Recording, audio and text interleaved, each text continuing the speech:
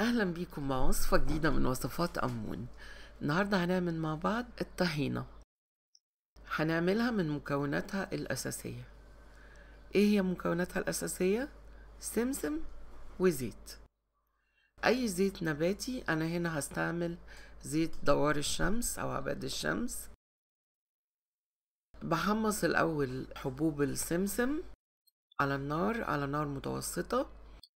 كل ما هتغمقوها أكتر كل ما الطحينة اللي بتحصلوا عليها بيبقى لونها أغمق.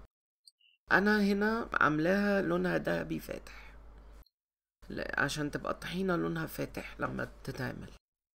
هحتاج لكوباية السمسم حوالي من 4 ل 6 معالق من الزيت النباتي.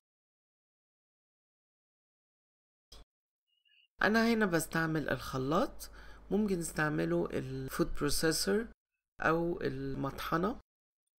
بنغطي بس الاول الخلاط في اول طلعتين كده عشان بيبقى السمسم لسه مفكك من بعضه وبيتنطور. بعد كده بيبتدي يتماسك، فانا معريه الخلاط عشان نشوفوا ايه بالظبط اللي بيحصل جوه الخلاط. هبتدي اضيف الزيت بالتدريج، معلقه معلقه كده، واضرب لحد ما السمسم بيبتدي يطلع الزيوت بتاعته. الكمية اللي أنا استعملتها مع الكوباية كانت 4 معالق، 4 معالق طعام يعني كبيرة. كل شوية بنقلبه كده وبنرجع تاني نطحن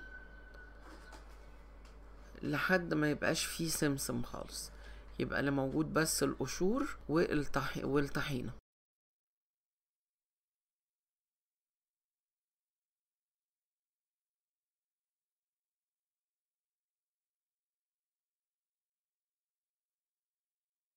معلش تصبروا شوية، هو بياخد وقت شوية بس في النهاية النتيجة بتبقى رائعة.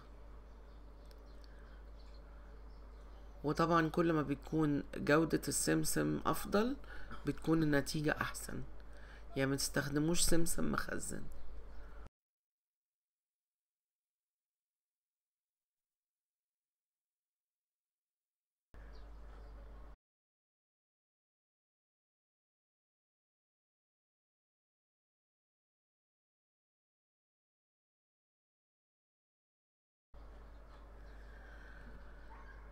بعد كده بنصفي الطحينة، بنطلع منها القشور، قشر السمسم.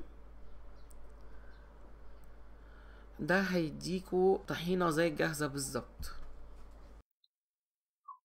شايفين بصفي، بخلي القشر بيفضل في المصفى. طبعا انا مش بستعمل دقيق، هما برا بيستعملوا الدقيق عشان يتقلوا الطحينة، عشان يعني بيبقى كنوع من انواع الغش التجاري. بس احنا يعني ملوش لازمة ان احنا نزود دقيق ولا الحاجات دي.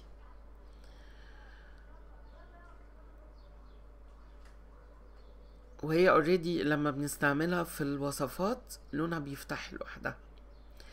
انا بحوش الكسبة او القشر اللي بيفضل من الطحينة ده، بستخدمه في عمل المش او الجبنة القديمة المصري.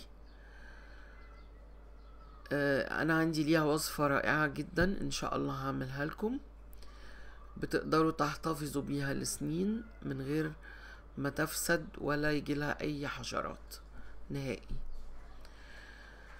الطحينة بتاعتي اهي زي ما انتم شايفين ناعمة جدا بعد ما اتخلصت من كل القشور.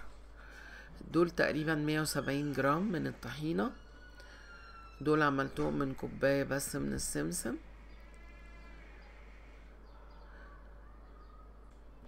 لو عجبتكم وصفة النهاردة ما تنسوش اعملوا شير للفيديو ولايك، واشتركوا في قناتي لو كنتم مشتركتوش فيها. ولو ليكوا اي ملاحظات اكتبولي في التعليقات تحت الفيديو، واشوفكم في وصفة جديدة. باي.